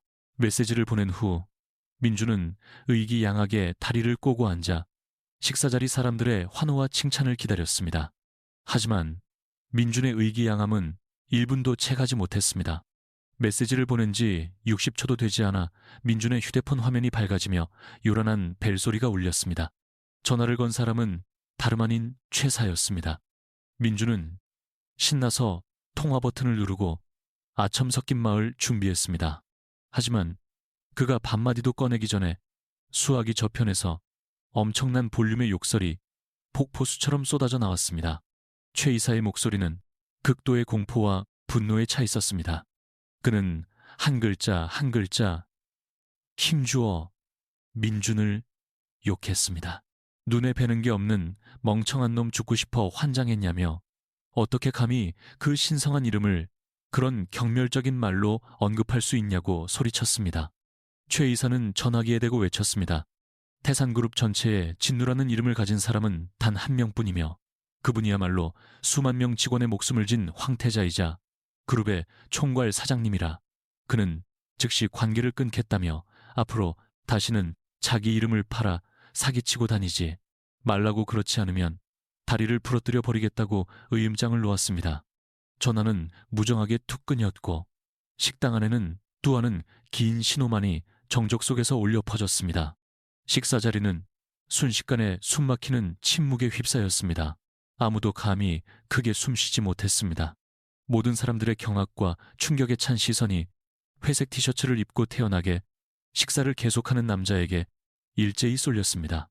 사촌 오빠 민주는 그 순간 얼굴이 새하얗게 질려 픽이 하나 없었고 이가 딱딱 부딪히는 소리가 들렸습니다. 손에 들고 있던 담배가 바닥으로 툭 떨어졌습니다. 둘째, 이모 역시 그 자리에서 돌처럼 굳어버렸습니다. 붉은 립스틱을 바른 입술이 계속해서 달거렸지만 의미 있는 소리는 나오지 않았습니다. 방금 전까지 기세등등했던 모자의 오만함은 산산조각이 났고 대신 자신들이 얼마나 대단한 인물에게 죄를 지었는지 깨달은 데서 오는 망연자실함과 극심한 공포가 그 자리를 채웠습니다. 혼란스러운 속물들의 마음과는 대조적으로 진우 씨는 여전히 태어남을 유지했습니다. 그는 마치 방금 전화기에서 나온 충격적인 소리를 전혀 듣지 못한 것처럼 행동했습니다. 그의 길고 단단한 손은 여전히 조심스럽게 왕새우의 단단한 껍질을 벗겨 소금, 후추, 레몬 소스에 살짝 찍어 제 그릇에 다정하게 놓아주었습니다. 그는 낮은 목소리로 제게 건강을 위해 많이 먹으라고 속삭였습니다. 그에게 있어 편협한 사람들의 조롱은 신경 쓰거나 대응할 가치조차 없는 것이었습니다. 그의 침묵과 군자다운 풍모야말로 늘 물질적인 잣대로 사람의 품격을 평가하는 자들의 얼굴에 날리는 가장 치명적이고 고통스러운 한방이었습니다. 잔치는 속물들의 망연자 실험 속에서 끝났지만 제 마음속에는 대지하고 낫지로는 말처럼 지혜로우면서도 자신을 낮출 줄 아는 남편에 대한 크나큰 자부심을 깊이 새겨주었습니다. 다음날 예정된 계획대로 진우 씨는 저를 그의 부모님께 정식으로 인사시키기 위해 집으로 데려갔습니다. 이미 시댁에 엄청난 신분을 알고 있었지만 새 며느리로서 처음 인사드리는 날의 긴장감은 저를 안절부절 못하게 만들었습니다. 아침 6시부터 저는 옷장 속 모든 옷을 꺼내 입어보기 시작했습니다.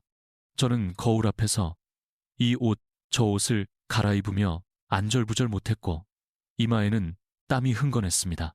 너무 화려하게 입으면 신분 상승을 노리는 사람으로 보일까 걱정됐고 너무 초라하게 입으면 명문과 시댁의 체면을 깎을까 두려웠습니다. 제 허둥대는 모습을 보고 진우 씨는 문에 기채 빙그레 웃기만 했습니다. 그는 다가와 제 허리를 감싸 안고 억지로 자신을 바꿀 필요가 없다고 부드럽게 말해주었습니다. 그는 직접 제게 우유빛깔의 실크 블라우스와 짙은색 청바지를 골라주었습니다. 좋아하고 자연스러우면서도 제 나이와 수수한 성격에 딱 맞는 옷차림이었습니다. 차가 도심을 향해 달리는 동안 제 머릿속에서는 온갖 무서운 상상이 펼쳐졌습니다. 그동안 봤던 드라마들 때문에 저는 재벌 총수의 집은 분명 웅장한 성일 것이라고 상상했습니다. 금박을 입힌 높은 철문, 삼엄하게 지키는 경호원들, 재벌과 시어머니는 분명 보석 박힌 치파오를 입고 차갑고 오만한 표정으로 다른 사람들을 얕보는 눈빛을 하고 있을 거라고 계급 차이에 대한 두려움에 제 손은 차갑게 식었습니다. 진우 씨는 제 마음을 읽은 듯 했습니다. 그는 제 손을 꼭 잡고 온기를 전해주며 그의 부모님은 세상 그 어떤 물질적인 것보다 가족 간의 정을 중요시하는 아주 온화한 분들이라고 계속해서 속삭여 주었습니다. 차는 갑자기 푸른 나무가 우거진 길로 접어들더니 한 고급 아파트 단지 앞에서 멈췄습니다. 보안은 철저했지만 그곳은 제가 상상했던 것처럼 과시적이거나 번적이지 않고 오히려 평범하고 조용한 분위기였습니다. 진우 씨는 제 손을 잡고 엘리베이터를 타고 15층으로 곧장 올라갔습니다. 원목으로 된 아파트 문이 살짝 열리자 아주 익숙한 향기가 확 풍겨나왔습니다. 그것은 돼지고기 장조림의 고소한 냄새, 바로 한국의 전통적인 집밥 냄새였습니다. 문 앞에서 우리를 맞이한 것은 유니폼을 입은 수많은 하인들이 아니라 60대쯤 되어 보이는 푸근하고 인자한 인상의 한 여성이었습니다. 그녀는 단정한 실내복을 입고 있었고 몸에는 밀가루가 조금 묻은 꽃무늬 앞치마를 두르고 있었습니다. 그녀가 바로 진우 씨의 어머니 김 여사님이었습니다. 제가 문 밖에서 어쩔 줄 몰라 하자 김 여사님은 즉시 다가와 따뜻한 손으로 제 손을 잡고 집 안으로 이끌었습니다. 그녀의 입가에는 환한 미소가 번졌습니다. 마치 멀리서 일하다 돌아온 딸을 맞는 어머니처럼 자상했습니다. 그녀는 저를 새아가라고 다정하게 부르며 몸매가 가니프고 얼굴에 복이 많아 보기 좋다고 연신 칭찬하셨습니다. 그녀의 따뜻하고 진심 어린 태도는 제 상상 속에 있던 냉혹한 재벌, 시어머니에 대한 벽을 완전히 허물어뜨렸습니다. 거실 안으로 깊숙이 들어가자 진우 씨의 아버님이 보였습니다. 그는 소박한 천소파에 앉아 차잔을 음미하며 신문을 집중해서 읽고 계셨습니다. 대개에서의 위험 있는 모습과는 달리 집에서는 그저 말수가 적고 인자한 아버지였습니다. 제가 공손하게 허리 숙여 인사하자 그는 돋보기를 내리셨습니다. 온화하게 미소 지으며 고개를 끄덕여 답해 주셨습니다. 그는 제게 여기가 내 집이니 불편해하거나 긴장할 필요 없다고 따뜻하게 말해 주셨습니다. 그날 점심 식사는 매우 화기애애하고 웃음이 가득한 분위기에서 진행되었습니다. 시어머니는 계속해서 가장 부드러운 살코기와 가장 큰 새우를 제 밥그릇에 놓아주시며 먹으라고 권하셨습니다. 그녀는 진우 씨의 어릴 적 짙게졌던 일화들을 이야기하며 온 가족을 웃게 만드셨습니다. 사랑이 넘치는 그 공간 속에서 저는 그분들이 저를 온전히 존중해주고 있다는 것을 느낄 수 있었습니다. 그들은 제가 가난한 집안 출신이라는 사실에 전혀 개의치 않으셨습니다. 그들은 단지 아들이 평생을 함께하기로 선택한 여자라는 이유만으로 저를 소중히 여겨주셨습니다. 맛있는 집밥으로 점심 식사를 마친 후 저는 재빨리 일어나 설거지를 하기 위해 그릇을 부엌으로 가져갔습니다. 하지만 시어머니는 단호하게 막으셨습니다. 그녀는 제 손을 잡고 부엌 밖으로 이끌며 미소 지으며 말했습니다. 새학기가 처음 집에 인사 온 날에는 절대 손에 물 묻히는 거 아니야. 설거지는 진우랑 아버지가 할 거야. 태산그룹의 가장 힘있는 두 남자가 싱크대 앞에서 팔을 걷어붙이는 동안 김 여사님은 저를 다정하게 복도를 따라 이끌어 그녀의 개인 침실로 데려갔습니다. 방은 고풍스러운 마호가니 가구들로 매우 우아하게 꾸며져 있었고 마음을 안정시키는 은은한 향냄새가 났습니다. 김 여사님은 저를 새하얀 침대 시트가 깔린 침대 가장자리에 앉혔습니다. 그녀의 눈빛은 애정이 가득했습니다. 그녀는 침대 머리맡에 작은 나무장을 열고 세월의 흔적이 묻어나는 짙은 붉은색 벨벳 상자를 조심스럽게 꺼냈습니다. 매우 소중하고 조심스러운 손길로 그녀는 상자 뚜껑을 열었습니다. 노란 비단 안감 위에는 정교하게 매화 문양이 새겨진 순금 팔찌 한 쌍이 놓여 있었습니다. 금빛은 화려했지만 눈부시지 않았고 세월의 깊이를 담고 있었습니다. 그녀는 팔찌를 들어 제 가느다란 양쪽 손목에 부드럽게 채워주었습니다. 그녀의 목소리는 애틋하고 감정이 가득했습니다. 그녀는 이 금팔찌가 20여 년 전 그녀가 이 집의 며느리로 처음 발을 들였을 때 시어머니께서 직접 주신 소중한 유품이라고 말했습니다.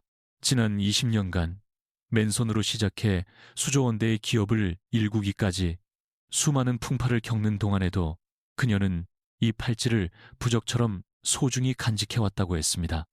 이제 아들이 장성하여 현명한 아내를 맞았으니 이 갑보를 제게 물려주는 것이 안심되고 매우 기쁘다고 하셨습니다.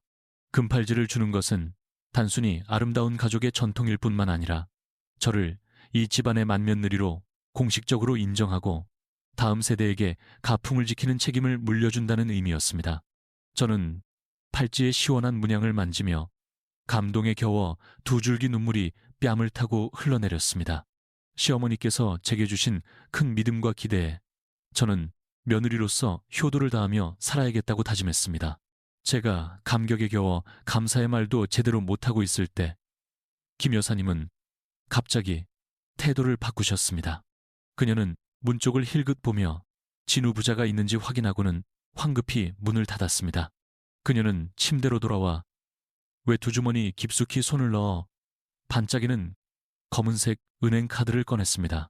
그것은 제가 은행에서 보았던 무시무시한 금융 권력을 가진 바로 그 VVIP 블랙카드였습니다. 그녀는 제 청바지 주머니 깊숙이 그 단단한 카드를 잽싸에 찔러 넣고 제 손등을 가볍게 두드리며 아주 비밀스러운 목소리로 속삭였습니다. 그녀는 어떤 시대의 여자든 가정에서 발언권을 갖고 자신의 삶을 주도하려면 반드시 비상금이 있어야 한다고 말했습니다. 소위 비자금이라고 불리는 이 카드는 그녀가 몇 년간 모은 주식 배당금으로 만든 순수한 개인 자산이며 회사나 진후자의 공동 계좌와는 전혀 관련이 없다고 했습니다. 그녀는 제게 마음껏 쓰라고 예쁜 옷을 사거나 화장품을 사서 외모를 가꾸거나 고향의 어머니께 용돈을 보내드릴 때도 남편에게 보고하거나 허락받을 필요가 없다고 말했습니다. 그녀는 장난스럽게 윙크하며 집안의 두 여자가 남편들의 재정 관리에 대비해 동맹을 맺어야 한다고 강조했습니다. 시어머니가 직접 주머니에 찔러 넣어준 막강한 카드, 그리고 현대적이면서도 깊은 모정이 담긴 그녀의 삶의 철학을 들으며 저는 행복의 눈물 속에서 웃음을 터뜨렸습니다. 저는 이렇게 훌륭한 도덕적 전통과 따뜻한 사랑이 넘치는 명문가의 시집볼 복이 있으리라고는 꿈에도 생각하지 못했습니다. 그 따뜻했던 첫 인사 이후 한 달이 넘는 시간이 흘렀습니다. 우리 부부의 삶은 달콤하고 평온한 순간들로 가득한 진정한 신혼생활에 들어선 것 같았습니다. 진우 씨의 전폭적인 지지 아래 저는 권위 있는 문화잡지사에 매우 만족스러운 새 일자리를 구했습니다. 새로운 환경에서 동료들은 모두 원만했고 상사는 직원들의 창의성을 매우 존중해 주었습니다. 제 전공과 열정을 살릴 수 있는 일을 하게 되자 저는 시간 가는 줄 모르고 헌신적으로 일했습니다. 진우 씨도 태산그룹의 시장 확장 프로젝트로 매우 바빴습니다. 하지만 시간이 날 때마다 그는 차를 몰고 와 제 퇴근을 기다렸다가 함께 거리를 산책하거나 마트에 들러 장을 봐서 직접 요리를 해주었습니다. 우리는 평범한 신혼부부의 삶에 완전히 녹아들어 고된 일과 후에 평온함을 즐겼습니다. 어느 주말 저녁, 보슬비가 흩날리고 있었습니다. 다음 날 아침까지 인쇄소에 넘겨야 할 특별 기획 기사가 있어서 저는 회사에 남아 야근을 하기로 결정했습니다. 사무실 안은 매우 조용했고 규칙적으로 울리는 키보드 소리 많이 들렸습니다. 제가 마지막 문장을 정신없이 입력하고 있을 때 책상 위에 휴대폰이 요란하게 울렸습니다. 화면에는 고향 동네 통장님의 익숙한 번호가 떠 있었습니다. 불길한 예감이 등골을 타고 흘러 저는 몇 초간 망설이다 겨우 전화를 받았습니다. 휴대폰을 귀에 대자마자 통장님의 다급하고 겁에 질린 목소리가 들렸습니다. 어머니가 마당에서 화초에 물을 주다가 갑자기 쓰러지셨고 얼굴이 파라며 생기가 전혀 없다는 끔찍한 소식이었습니다. 이웃들이 급히 어머니를 구입병원 응급실로 모셨다고, 병원에서는 상태가 매우 위독하다며 보호자가 즉시 와서 동의서에 서명해야 한다고 했습니다. 귀가 멍해지고 세상이 눈앞에서 무너지는 것 같았습니다. 손에 쥐고 있던 펜이 책상 위로 툭 떨어져 굴러갔습니다. 무릎에 힘이 풀려 저는 쓰러지지 않으려고 책상 모서리를 굳게 잡았습니다. 어머니의 지독한 심장병은 중앙병원 교수님께서 최고의 약을 처방해 주셨음에도 연세가 많고 면역력이 약해져 예측 불가능한 합병증이 찾아온 것입니다.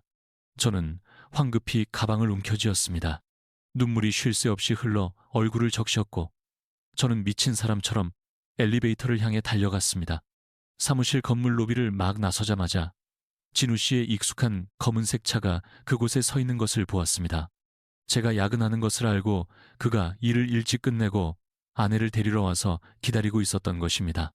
넋이 나간 채 눈물 범벅이 되어 문 밖으로 뛰쳐나오는 저를 보고 진우 씨는 즉시 차문을 박차고 나와 저를 꼭 껴놨습니다. 그는 심하게 떨고 있는 제 몸을 단단히 지탱해주며 차분하게 무슨 일인지 물었습니다. 장모님의 병세가 구리병원에서 악화되었다는 말을 듣자마자 그의 눈빛은 차갑고 결단력 있는 빛으로 번뜩였습니다. 그는 군더더기 말 한마디 없이 저를 번쩍 들어 수석에 앉히고 안전벨트를 채워준 후 운전석으로 돌아가 시동을 걸었습니다. 차는 힘찬 괴음을 내며 밤에 빗줄기를 가르고 고속도로를 향해 질주했습니다. 차 안의 공기는 극도로 긴장되었습니다. 저는 몸을 웅크리고 앉아 목가 울었고 유일한 가족을 잃을지도 모른다는 공포의 정신이 완전히 마비되었습니다. 진우 씨는 빗길의 미끄러운 도로 위에서 붐비는 차량들 사이를 능숙하게 운전하면서도 한 손으로는 핸즈프리로 전화를 연결했습니다. 그는 태산그룹 총수로서의 권력을 최대한 발휘하여 여러 차례 긴급 지시 전화를 걸었습니다. 그의 목소리는 단호하고 분명했습니다. 그는 비서에게 즉시 구립병원 담당 부원장과 연락하여 어머니의 생체 신호를 정확히 파악하라고 요구했습니다. 동시에 그는 중앙병원 최고의 의료진에게 최신 의료 장비를 준비시켜 응급소생실에서 대기하도록 명령했습니다. 최악의 경우 환자를 이송할 준비를 하라는 것이었습니다. 행사가 오가는 순간에 그가 보여준 침착함, 결단력, 그리고 뛰어난 문제 해결 능력은 공포의 폭풍우 속에서 헤매던 제 영혼의 빛을 비추는 등대와 같았습니다. 제게 매우 든든하고 안정적인 정신적 버팀목이 되어 주었습니다. 진우 씨의 능숙한 운전 덕분에 슈퍼카는 긴 거리를 기록적인 시간 안에 주파했습니다. 구립병원 응급실 입구에 급정거하자마자 특유의 소독약 냄새가 코를 찔렀고 걱정 때문에 속이 울렁거렸습니다. 우리는 페인트가 벗겨진 병원에 어두운 복도를 따라 급하게 달려 소생실로 향했습니다. 응급실 문 앞에서 땀으로 번들거리는 얼굴의 당직 의사가 매우 심각한 표정으로 나왔습니다. 그는 어머니의 심근경색이 매우 빠르게 진행되고 있으며 이 병원의 의료 장비로는 스텐트 삽입 수술을 할 수 없다고 알렸습니다. 의사는 환자를 오늘 밤 안으로 즉시 상급병원으로 이송해야 한다고 강조했습니다. 하지만 가장 큰 문제는 현재 중앙병원이 환자로 가득 차 중환자실에 빈 병상이 단 하나도 없다는 것이었습니다. 사형 선고처럼 들리는 그 말에 제 다리는 완전히 풀려버렸습니다. 저는 흩느끼며 의사의 가운 자락을 붙잡고 제발 어머니를 살려달라고 애원했습니다. 중앙병원에 병상이 없다는 것은 환자가 복도에서 기다리거나 막대한 비용과 복잡한 절차를 거쳐 개인 병원으로 옮겨야 한다는 의미였습니다. 치료의 골든타임을 놓치게 되는 것이었습니다. 죽음의 사신 앞에서 무력한 가난한 자의 절망감이 제 마음을 갈기갈기 찢어놓았습니다. 제가 절망의 나락으로 떨어지던 바로 그 순간 진우 씨가 앞으로 나섰습니다. 그는 단단한 팔로 제 어깨를 감싸 제가 쓰러지지 않도록 지탱해 주었습니다. 그는 의사에게 잠시 설명을 멈추라고 손짓한 후 정장 주머니에서 개인 휴대폰을 꺼냈습니다. 그는 간단한 번호 하나를 눌러 중앙병원 원장의 내부 직통 회선으로 바로 전화를 걸었습니다. 이때 진우 씨의 태도는 평소의 겸손함이 아니라 모든 상황을 지배하는 군주의 기품이 넘쳤습니다. 그는 단호하고 명령적인 어조로 원장에게 즉시 최고의 VIP 병실을 마련하고 최고의 흉부외과 수술팀을 동원하여 하급 병원에서 이송되는 위중한 응급 환자를 받을 준비를 하라고 요구했습니다. 그 권위인이 있는 전화 한 통 불과 2분 만에 전체 의료 시스템이 보이지 않는 힘에 의해 활성화된 듯 했습니다. 사이렌 소리가 고요한 밤을 갈랐습니다. 모든 생명 유지 장치가 갖춰진 도시, 최고의 최신 구급차가 구립병원 정문 앞에 미끄러지듯 멈춰 섰습니다.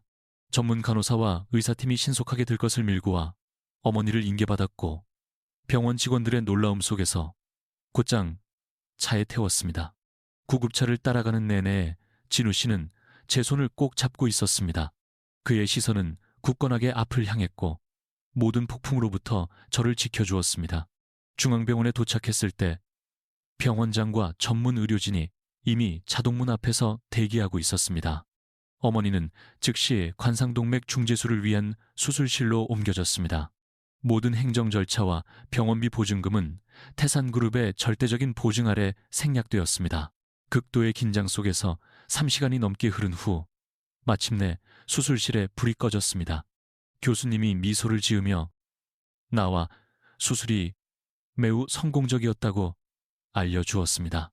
어머니는 위기를 넘겼고 24시간 전담 간호사가 돌보는 넓은 VIP 회복실로 옮겨졌습니다. 텅 빈 병원 복도에 서서 소독약 냄새를 맡았지만 더 이상 숨 막히지 않았습니다. 억눌렀던 모든 감정이 터져나왔습니다. 저는 진우 씨의 단단한 가슴으로 달려가 그를 꼭 껴안고 목 놓아 울었습니다. 제 눈물이 그의 비싼 셔츠를 흠뻑 적셨습니다. 저는 어머니가 살아나신 기쁨에, 그가 가져다 준 막강한 권력과 재력에 대한 감사함에, 그리고 우리 가족을 향한 그의 무조건적인 보호에 감격하여 울었습니다. 진우 씨는 제 헝클어진 머리를 쓰다듬었습니다.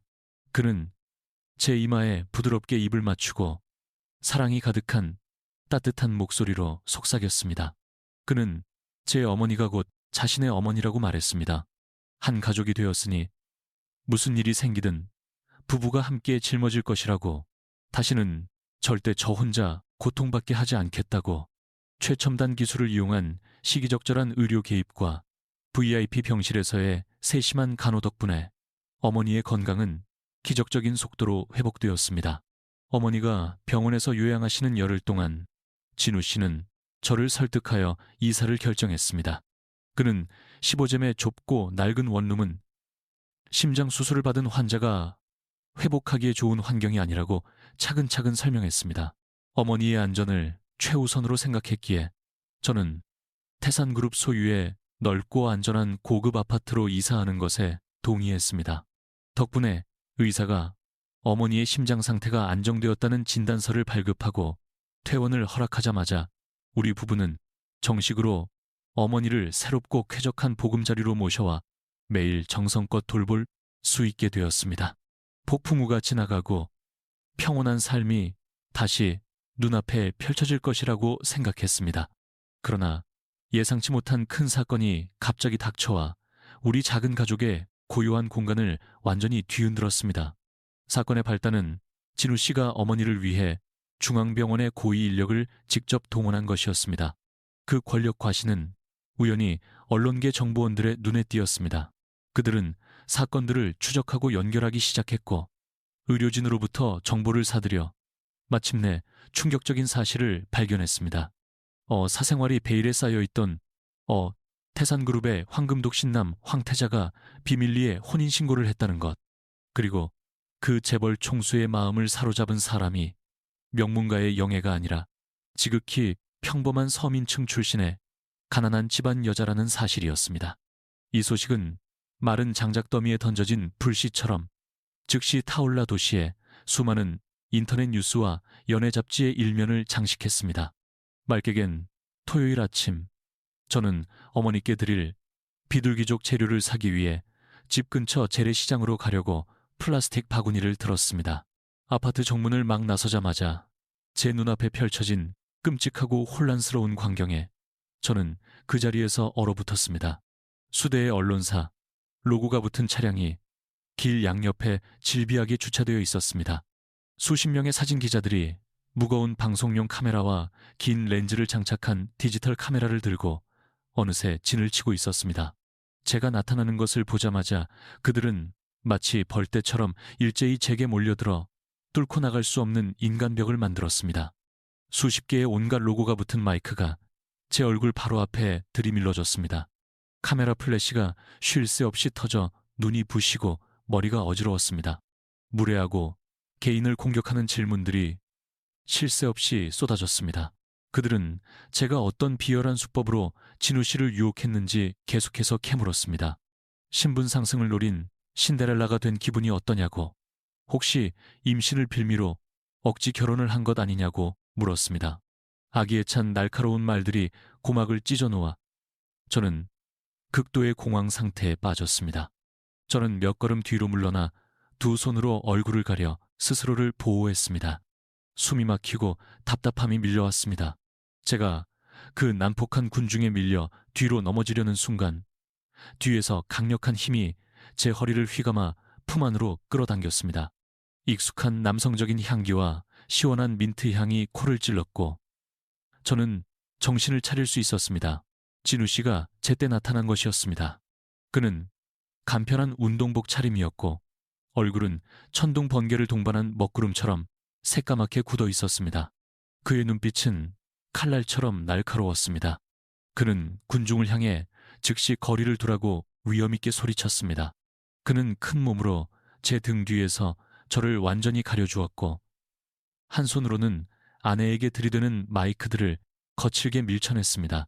가장 차갑고 단호한 태도로 그는 사생활을 침해하는 모든 인터뷰 질문에 답하기를 거부하며 아내의 명예를 훼손하는 기사를 쓰는 개인이나 단체는 누구든 고소하겠다고 엄중히 경고했습니다.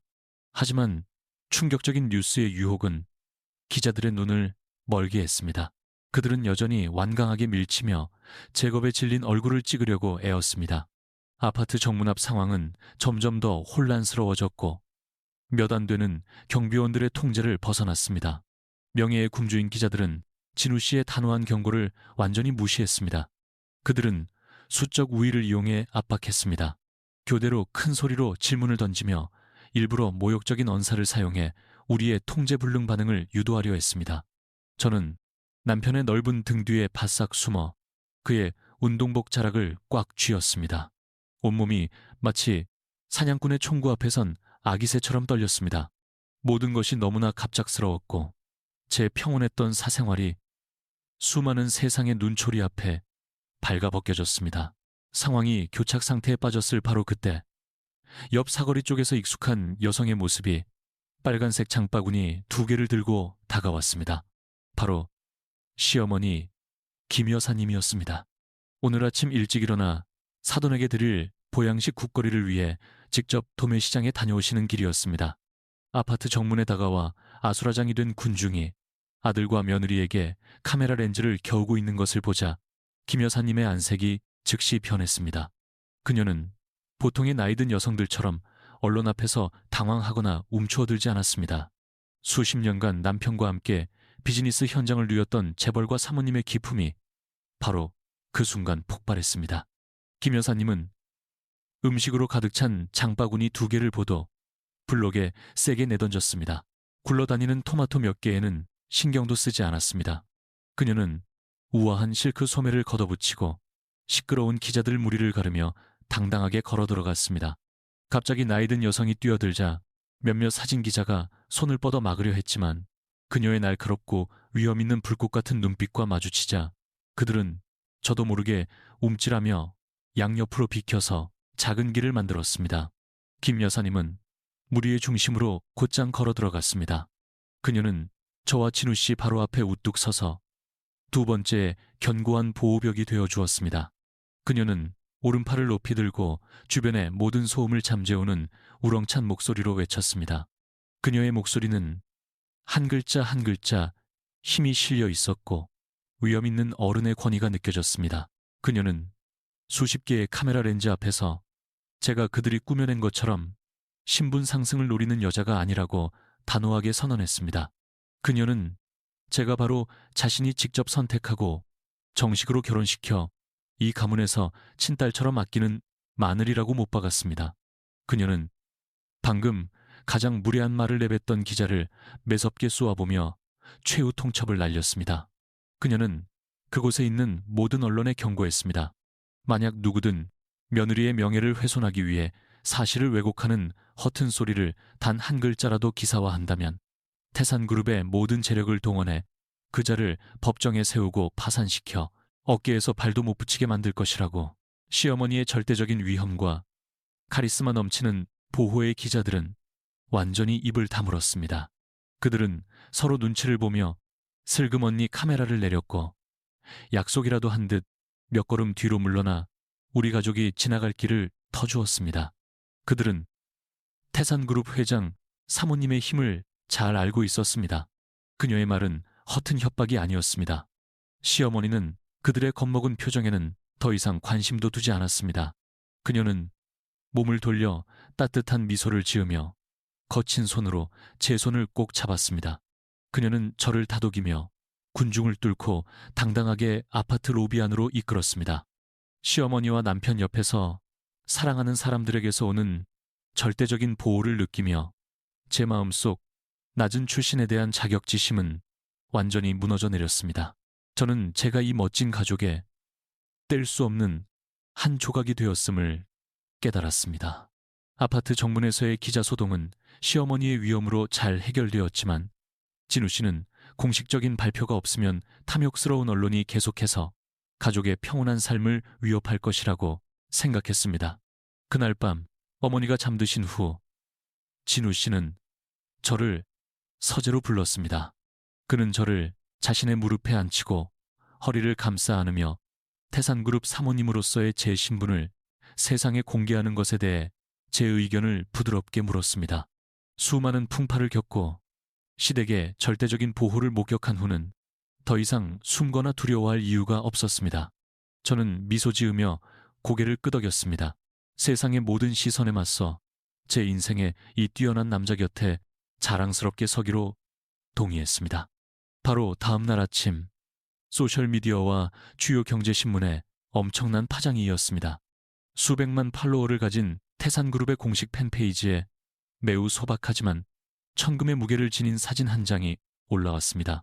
그것은 화려한 스튜디오에서 찍은 사진이 아니라 오래된 원룸의 작은 부엌에서 흰색 커플티를 입고 함께 설거지를 하는 우리 부부의 모습을 몰래 찍은 사진이었습니다. 사진에서는 이상하리 많지 따뜻하고 소박한 행복이 묻어났습니다. 사진과 함께 짧고 간결하지만 총수의 카리스마가 넘치는 한 줄의 글이 테일 헤라를 때 이 맛이다. 잠깐 소개합니다. 태산의 유일한 안주인이십니다. 그 단호한 선언은 신데렐라에 대한 모든 악기적인 소문을 잠재웠고 사모님 자리를 호시탐탐 노리던 명문과 영예들의 야심을 꺾어버렸습니다. 인터넷 여론은 즉시 바뀌었고 수만 개의 댓글이 달려 계급의 경계를 초월한 우리의 사랑에 진심 어린 축복을 보냈습니다. 하지만 제 신분이 공개된 것은 축하뿐만 아니라 과거에 악업을 저지른 자들에게 즉각적인 인구 항보를 가져왔습니다. 어느 금요일 오후 제가 잡지사에서 퇴근하려 차에 오르려 할 때 60대쯤 되어 보이는 한 남성이 허둥지둥하며 흐트러진 옷차림으로 갑자기 제 차 앞을 막아섰습니다. 그는 바로 강이사 작은 봉제 공장의 제 옛상사였습니다. 몇 년 전 어머니가 그의 공장에서 재봉사로 일하실 때 그는 비열한 수법으로 어머니를 억압하고 괴롭혔습니다. 심지어 어머니가 심장병 치료를 위해 퇴사하려 할 때 그는 무정하게 3개월치 월급을 떼먹어 우리 가족을 빚더미에 안게 했습니다. 지금 제 앞에 선 강이사는 더 이상 오만하고 위험 있는 사장의 모습이 아니었습니다. 그의 얼굴은 주름으로 가득했고 눈물, 콧물이 범벅이었습니다. 그는 수많은 사람이 오가는 길거리 한복판에서 제게 계속해서 두 손 모아 빌었습니다. 그는 외아들이 태산그룹 자재구매팀 직원으로 입사한 지 반년도 채 되지 않아 미래가 창했는데 오늘 아침이 사회에서 긴급 해고 명령이 내려왔다고 울부짖었습니다.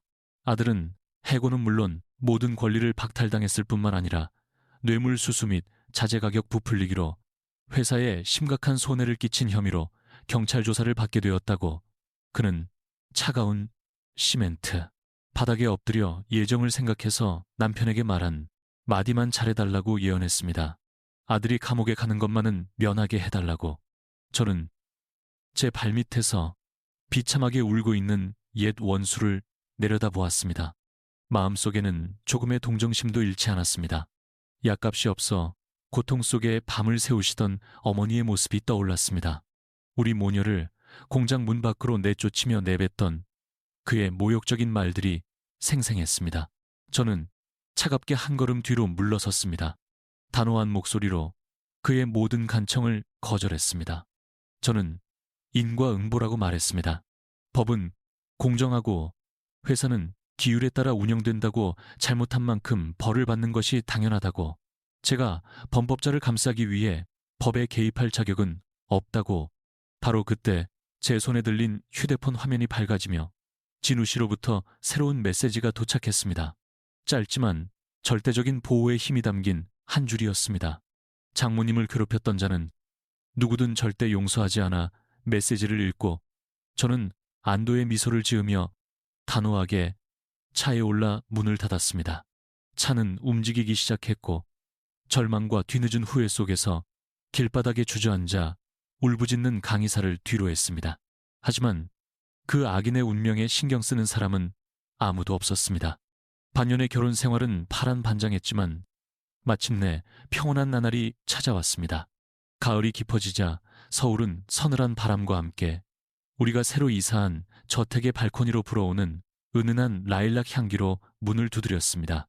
어머니와 시어머니는 매우 잘 맞으셨습니다. 두 분은 함께 기체조 교실에 다니고 절에 가서 평안을 기원하며 세상의 모든 근심을 잊고 지내셨습니다. 달이 밝은 어느 밤, 은은한 달빛이 큰 유리창을 통해 들어와 나무 바닥에 반짝이는 빗줄기를 만들었습니다. 진우 씨는 여전히 조용한 서재에서 일에 몰두하고 있었습니다. 저는 따뜻한 꼴국화차 한 잔을 타서 조용히 방으로 들어가 쌓인 서류 옆 정돈된 책상 위에 조심스럽게 차잔을 놓았습니다. 수천 명의 직원을 거느린 그룹 전체의 책임을 짊어진 남편의 넓고 든든한 등을 바라보자 제 마음속에는 끝없는 애틋함이 솟아났습니다. 저는 다가가 작은 두 팔로 뒤에서 그를 꽂다앉고 부드러운 뺨을 그의 단단한 어깨에 기댔습니다. 진우 씨는 일을 멈추고 제 가슴 앞에 놓인 제 손을 잡아 부드럽게 쓰다듬었습니다. 시계 초침 소리만이 들리는 고요한 공간 속에서 저는 오랫동안 마음속에 간직해온 질문을 조심스럽게 꺼냈습니다. 저는 그에게 물었습니다. 이렇게 높은 곳에서 세상을 내려다보는 당신, 혹시라도 상류층의 정략 결혼을 따르지 않고 권력을 공고의 할판이 되어줄 명문가 아가씨를 선택하지 않은 것을 후회한 순간이 단 한 번이라도 있었나요? 배경도 학벌도 평범한 가난한 여자를 아내로 맞은 것을요. 아내의 바보 같은 질문에 진우 씨는 나지막이 웃음을 터뜨렸습니다. 따뜻한 웃음소리가 그의 가슴에서 올려 제 심장까지 전해졌습니다. 그는 부드럽게 제 손을 풀고 의자를 돌려 저와 마주 보았습니다. 그는 화려한 말 대신 주머니에서 휴대폰을 꺼내 잠금 화면을 켠 후 제 눈앞에 보여주었습니다. 제 눈에 들어온 거는 어떤 보정도 거치지 않은 사진 한 장이었습니다. 그것은 반년 전 우리가 번개처럼 혼인신고를 했던 날 구청 앞에서 급하게 찍은 사진이었습니다. 사진 속 그는 해진 셔츠를 입고 있었고 저는 소박한 꽃무늬 원피스를 입고 있었습니다. 두 사람 모두 세상에서 가장 밝고 순수하며 행복한 미소를 짓고 있었습니다. 그는 그날 이후로 이 사진이 항상 자신의 삶의 가장 중심에 있었다고, 진정한 사랑의 시작을 일깨워 주었다고 말했습니다. 그는 저를 무릎에 앉히고 품에 꼭 안았습니다.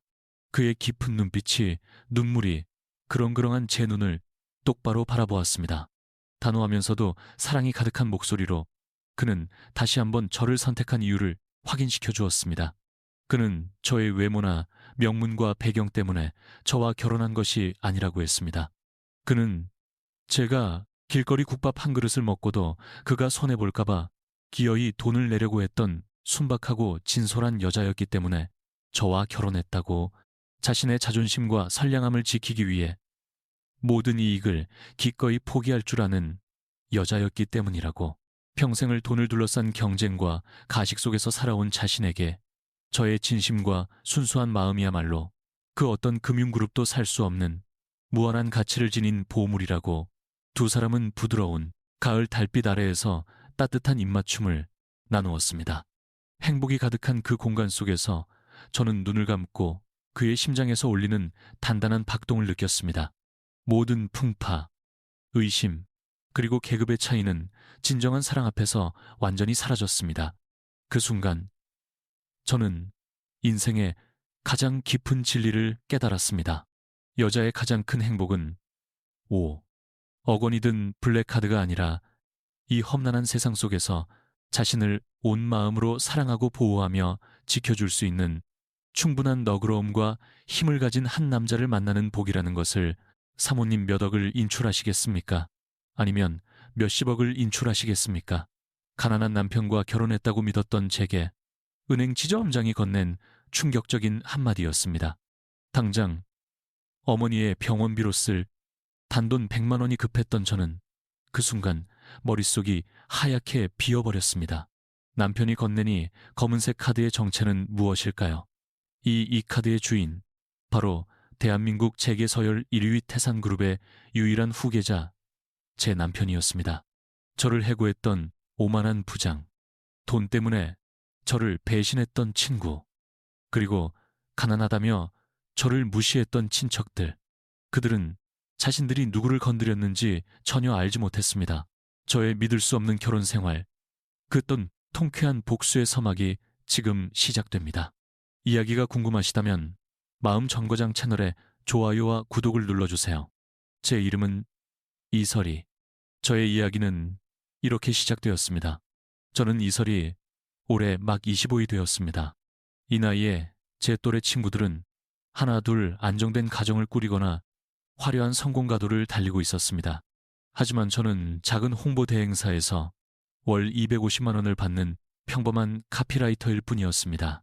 살인적인 물가의 서울에서 그 돈은 좁은 원룸의 월세를 내고 빠듯하게 식비를 해결하며 고향에 계신 어머니의 약값을 조금 보내드리고 나면 빠듯했습니다.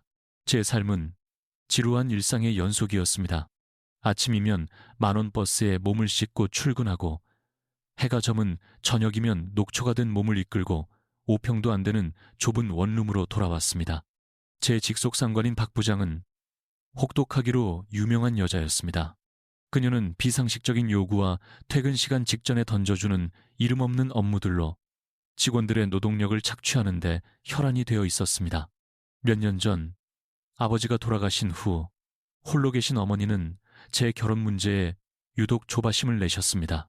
어머니는 여기저기 아는 사람들에게 부탁해 제 맞선 자리를 주선하셨습니다.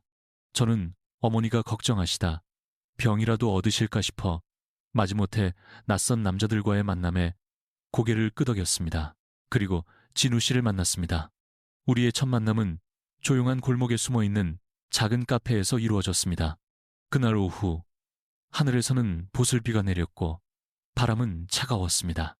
야근 때문에 늦은 저는 빗방울이 채 마르지 않은 머리로 약속 장소로 허둥지둥 달려갔습니다. 제가 문을 열고 들어섰을 때 진우 씨는 이미 그곳에 앉아 있었습니다.